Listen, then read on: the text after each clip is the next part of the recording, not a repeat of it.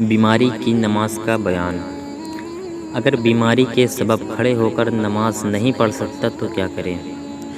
ایسی صورت میں اگر کھڑا ہو کر نماز نہیں پڑھ سکتا، جیسے کہ مرض بڑھ جائے گا یا دیر میں اچھا ہوگا یا چکر آتا ہے یا کھڑے ہو کر پڑھنے سے پیشاب کا قطرہ آ جائے، تو ان سب صورتوں میں بیٹھ کر نماز پڑھ سکتا ہے۔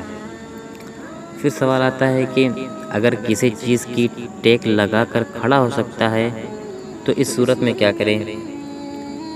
اس صورت میں اگر خادم ہے یا لاٹھی یا دیوار وغیرہ پر ٹیک لگا کر کھڑا ہو سکتا ہے تو فرض یہ ہے کہ کھڑا ہو کر ہی نماز پڑھے۔ اس صورت میں اگر بیٹھ کر نماز پڑھے گا تو نماز نہیں ہوگی بہر شریعت۔ پھر سوال آتا ہے کہ اگر کچھ دیر تک کھڑا ہو سکتا ہے تو اس کے لیے کیا حکم ہے؟ اگر کچھ دیر بھی کھڑا ہو سکتا ہے، اگرچہ اتنا ہی کھڑا ہو سکتا ہے کہ صرف اللہ اکبر کہہ لے، تو فرض یہ ہے کہ کھڑا ہو کر ہی اتنا کہے، پھر بیٹھ کر نماز پڑھے، ورنہ نماز نہ ہوگی بہر شریعت۔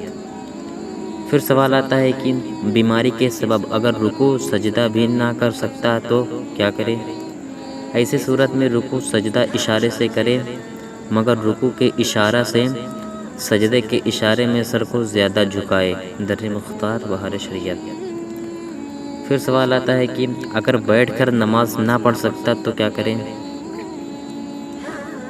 تو ایسی صورت میں لیٹ کر نماز پڑھے۔ اس صورت میں چت لیٹ کر قبلہ کی طرف پاؤں کرے، مگر پاؤں نہ پھیلائے، بلکہ گھٹنے کھڑے رکھے اور سر کے نیچے تکیہ وغیرہ رکھ کر ذرا اونچا کر لیں، اور رکوع سجدہ سر جھکا کر اشارے سے کریں۔ یہ صورت افضل ہے، اور یہ بھی جائز ہے کہ داہنے یا بائیں کروٹ لیٹ کر منہ قبلہ کی طرف کرے۔ پھر سوال آتا ہے کہ اگر سر سے بھی اشارہ نہ کر سکے تو کیا کریں؟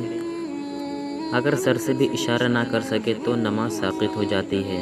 پھر اگر نماز کے 6 وقت اسی حالت میں گزر گئے تو قضا بھی ساقط ہو جاتی ہے۔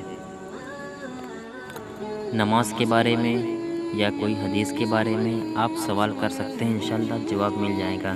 پلیز اس ویڈیو کو لائک کر دیں اور میرے چینل کو سبسکرائب کر دیں۔